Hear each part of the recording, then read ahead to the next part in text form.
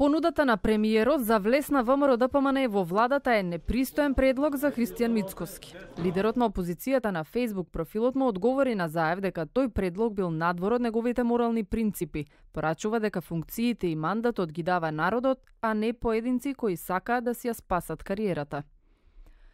И кога веќе е очигледно дека тонати во тонењето продолжуваат да лажат па измислуваат некакви барања за амнестии кои треба да го покријат очајот, но чукаат на погрешна врата, како што нагласив и претходно, компромиси со моите принципи нема да има, а непристојните предлози очигледно стануваат одлика на оваа генерација политичари која се провлекува од транзицијата и нешто што е дел од нивниот карактер. Одговорот на Мицкоски доаѓа откако Заев во неговото вчерашно интервју за Прва ТВ откри дека на лидерските понудил неколку опции како Трампа за опозицијата да го поддржи референдумот. Според едната, ако ВМРО-ДПМНЕ обезбеди 300.000 гласа против да одберат следен термин за предвремени парламентарни избори. Втората е неговата оставка доколку на референдумот има повеќе гласови против. Премиерот вели дека дал понуда на неговиот политички ривал да влезе во владата, но се, освен барањата за амнестија, било отфрлено, вели Заев.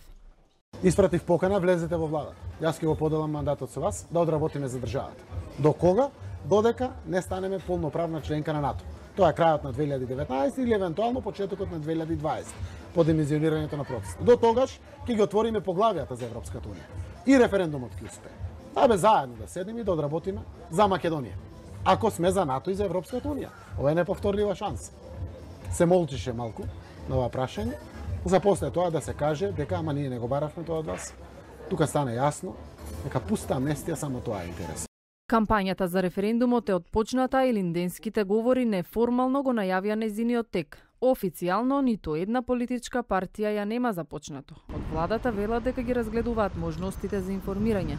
Опозицијата не се изјаснила дали ќе го поддржи или бойкотира референдумот. Пратеникот Антонио Милошовски од опозицијата веќе се изјасни за бойкот, а од друга страна членот на извршниот комитет од ВМРО-ДПМНЕ Костадин Богданов порачува дека обврската за референдумот останува на граѓаните. На социјалните мрежи, но и со штандови низ градовите движењето Бойкотирам веќе испраќа пораки да не се излезе на 30 септември.